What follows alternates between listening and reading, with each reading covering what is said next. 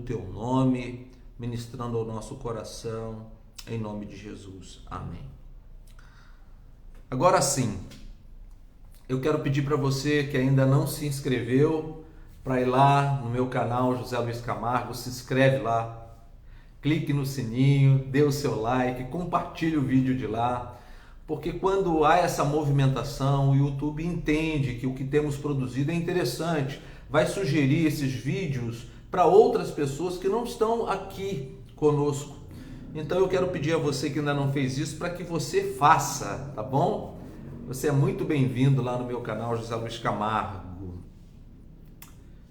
Enfim, vocês já perceberam que já há algum tempo há uma campanha feroz para que os antigos marcos na sociedade sejam alterados? Será que apenas eu tenho percebido isso?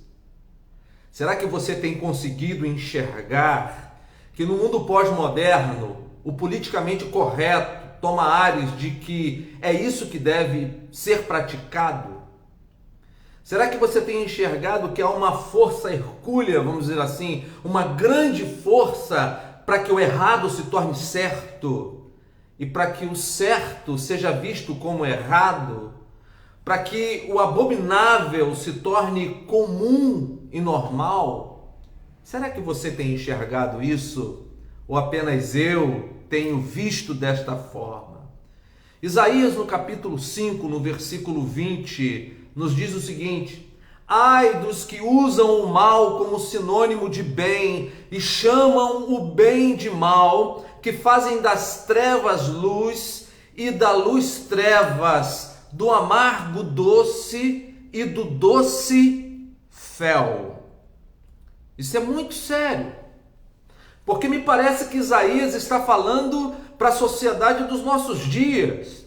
Parece que Isaías está falando, escrevendo, profetizando para essa sociedade pós-moderna. É isso que tem acontecido. E se você observar comigo, antigamente, por exemplo, citando alguns exemplos que pretendem fazer com que os marcos antigos sejam alterados, sejam mudados, eu quero pensar com você sobre exemplos aleatórios da nossa vida prática para você compreender que por trás disso há sim um interesse, há sim um propósito, há sim, uma direção a ser dada, uma direção diferente daquela que temos tomado em nossos dias. Aí, por exemplo, você lembra que antigamente, por exemplo, o cachorro, uau, uau, ele vivia no quintal, o quintal foi feito para o cachorro para o quintal. Ele comia do que sobrava da mesa do seu dono. Ele era tratado como cachorro. Não era assim? Quando eu era criança, lá na casa dos meus avós, Lake, Halp, que eram os cachorros que tinham lá, Eu acho que o Halp era da tia Anitta, Até que num episódio inusitado, o Halp foi embora. Eu não me lembro disso até hoje. Mas eles eram tratados como cachorros. Mas hoje eles comem melhor do que muitas crianças e até muitas famílias. Eles têm veterinário, psicólogo, hotel. E seus donos hoje não apenas o chamam pelo nome, Eles chamam de neném, Vem cá, meu neném. Muitos não dormem no quintal, na casinha, dormem na cama dos seus donos. Recebem declaração de amor ou declarações de amor. Papai ama você, O cachorro parece uma criança. Meu filhinho de 4 patas. E quando morrem, para muitos donos, fazem mais falta do que se um membro da família viesse a falecer. Alguns donos choram desesperadamente pelo cachorro que morreu, mas não choram tanto por um ente que partiu desse mundo. Há algo errado nisso. há algo de muito estranho nesse comportamento. Pastor, o senhor não gosta de cachorro? Claro que gosto. Nós temos um aqui em casa. Nós amamos o bichinho, cuidamos dele. Mas o que nós estamos vendo acontecer hoje, em nossos dias, é no mínimo estranho. Como pode tantas crianças sem comer e um cachorro comendo do bom e do melhor? Me parece que o Alto da Compadecida, né? Quando a cachorrinha do dono da padaria comia aquele filé amanteigado, né? Enquanto o Chicó e o outrozinho lá comiam o que sobrava. Aquilo é uma sátira, uma crítica, mas é o que acontece hoje.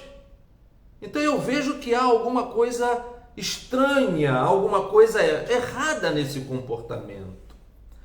Um outro exemplo, por exemplo, pouco tempo atrás, o pai trabalhava para trazer o sustento para a família, enquanto a mamãe cuidava da casa, cuidava dos filhos. A minha mãe, por exemplo, cuidava da casa. A mamãe fazia cocadas, fazia sacolé para ajudar em nossa renda familiar. E ela cuidava de mim e cuidava da minha irmã, a Micheline. A dona Nádia era demais. Assim como muitas mães. E nunca foi um demérito, pelo menos para minha mãe, cuidar da casa e cuidar dos seus filhos. Nunca foi. Eu nunca vi a minha mãe reclamando disso, porque ela tinha uma participação ativa em todos os tratados da nossa família. Nós tomávamos todas as nossas refeições juntos, né? Ela nos dava banho, nós aguardávamos o nosso pai e nós tomávamos o café, nós almoçávamos, nós lanchávamos e nós jantávamos juntos, todos nós juntos. Nós não tínhamos carro, não tínhamos telefone, não tínhamos qualquer outro plus que a vida pós-moderna nos oferece nos dias atuais. Mas éramos felizes, mesmo diante de muitas dificuldades que tínhamos. Hoje, esposo e esposa trabalham porque eles precisam pagar todos os benefícios que o mundo em que vivemos diz que uma família precisa ou necessita para viver bem. E para isso, no afã de pagar, né, eu diria, esses benefícios, eles acabam terceirizando a educação dos seus filhos. Terceirizam a educação dos seus filhos às creches, aos colégios internos, às babás e até aos avós. E aí, sem perceberem, eles se tornam extremamente culpados, os pais. E tão culpados por estarem tão ocupados e por não estarem presentes com os seus filhos, eles vão procurar compensar a sua ausência com brinquedos caros, viagens empolgantes, dizendo sim a todas as vontades que os filhos têm, tornando-os crianças mimadas, muitas vezes insuportáveis e completamente despreparadas para a vida lá fora. Eu vejo que os pais de hoje não podem e muitos nem têm moral para corrigir os seus filhos, porque a psicologia pós-moderna diz que seria errado você corrigir os seus filhos, uma violência contra a criança. E aí eles não fazem isso. E quando crescem, eles vão ser corrigidos pelo Estado. Como um amigo certa feita me disse, ele disse para mim assim: José, eu prefiro fazer o meu filho chorar hoje do que ele me fazer chorar amanhã. Nesse mesmo caminho, eu vejo que há alguma coisa estranha, há alguma coisa errada. Há alguém tentando manipular por detrás de toda essa cena para mudar os marcos antigos.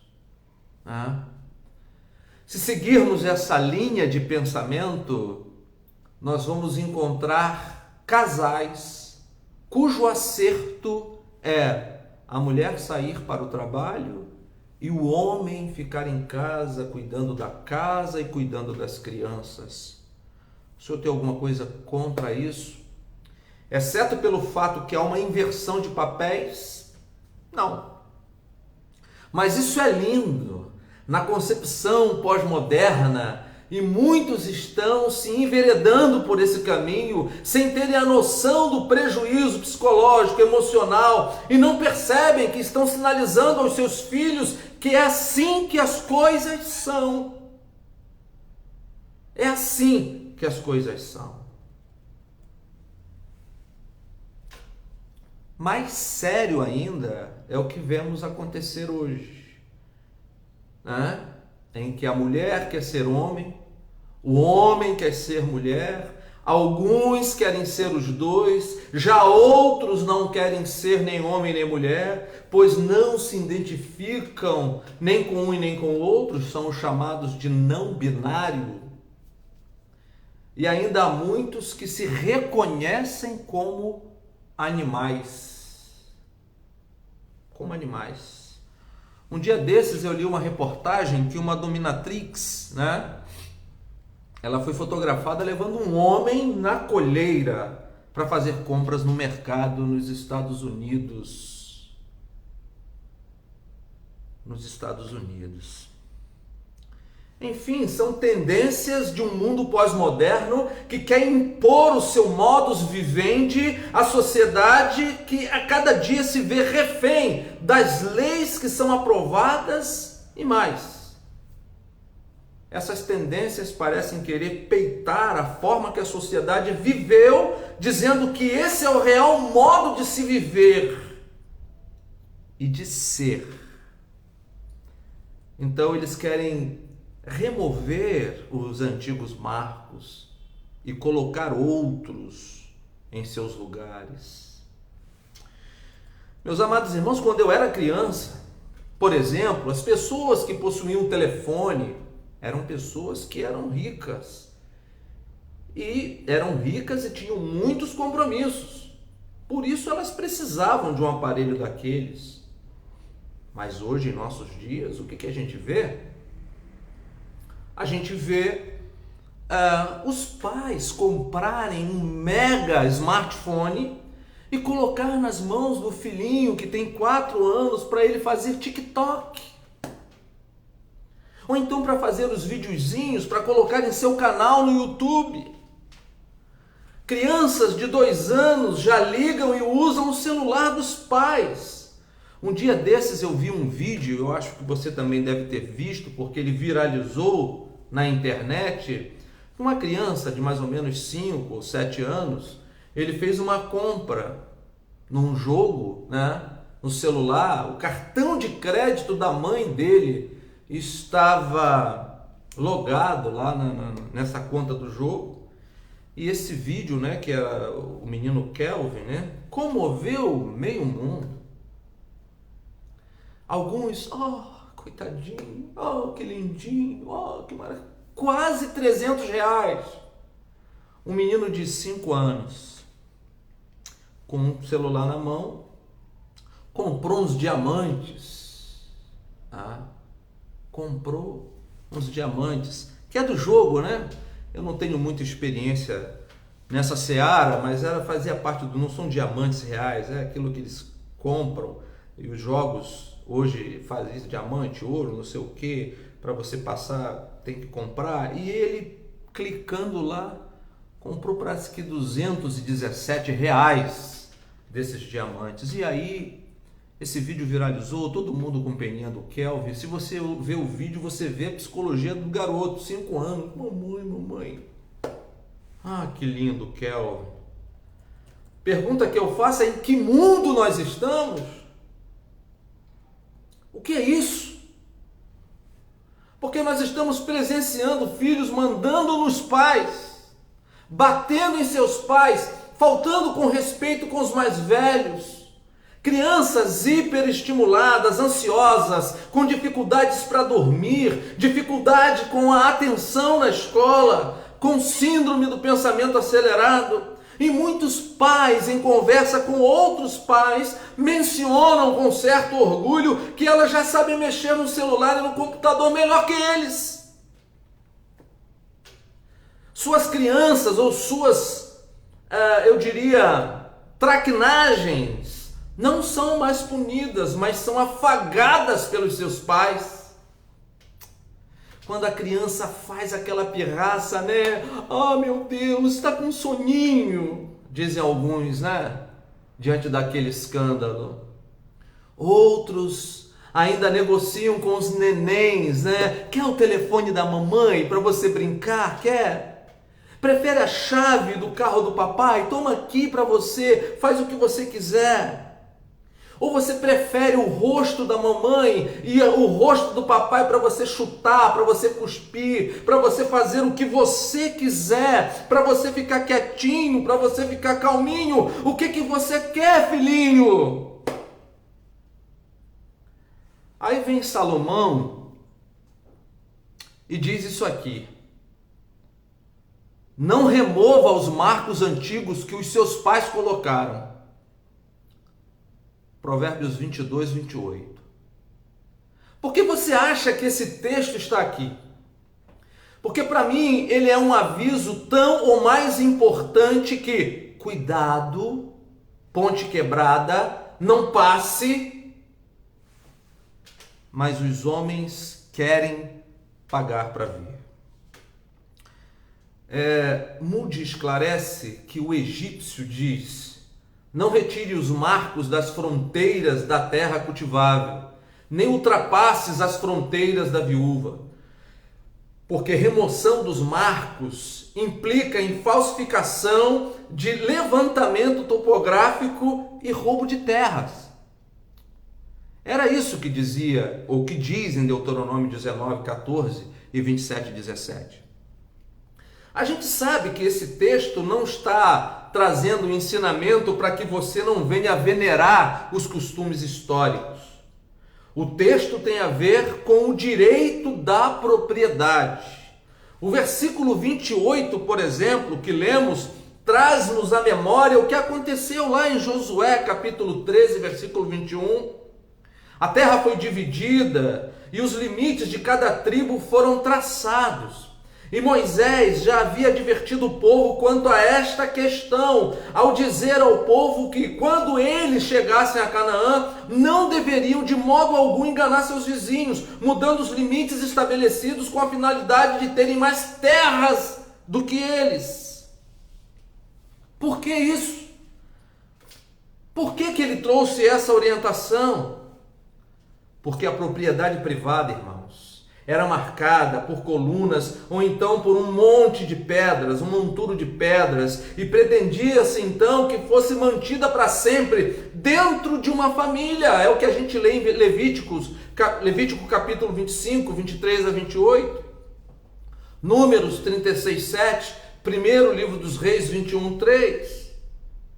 A preocupação era essa, porque a mudança de um marco resultava em roubo de terra.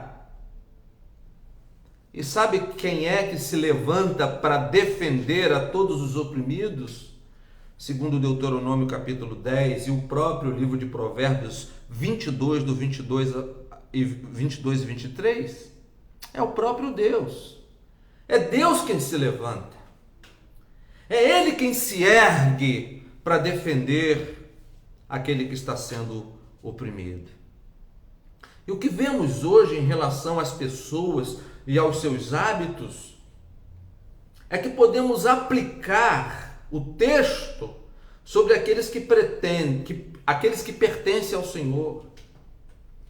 Aqueles que muitas vezes querem remover os marcos não das terras, mas das vidas, do princípio moral, da lei moral.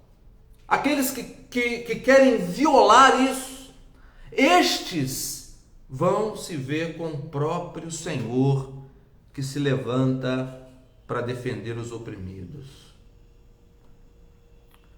Quando alguém tenta remover esses marcos no sentido das terras, mostrava-se a partir deste um interesse, uma esperteza.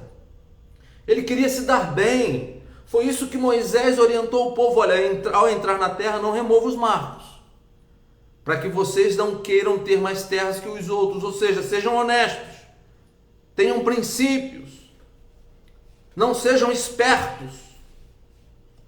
E aqueles que hoje querem remover os marcos morais da vida da sociedade, nada mais são do que espertos, são oportunistas, são instrumentos daquele que é o nosso adversário e que orquestra toda essa situação com o objetivo claro de obter êxito em seus objetivos na sociedade pós-moderna, no mundo que vivemos. Por que o interesse de mudar os marcos e de ditar novas regras?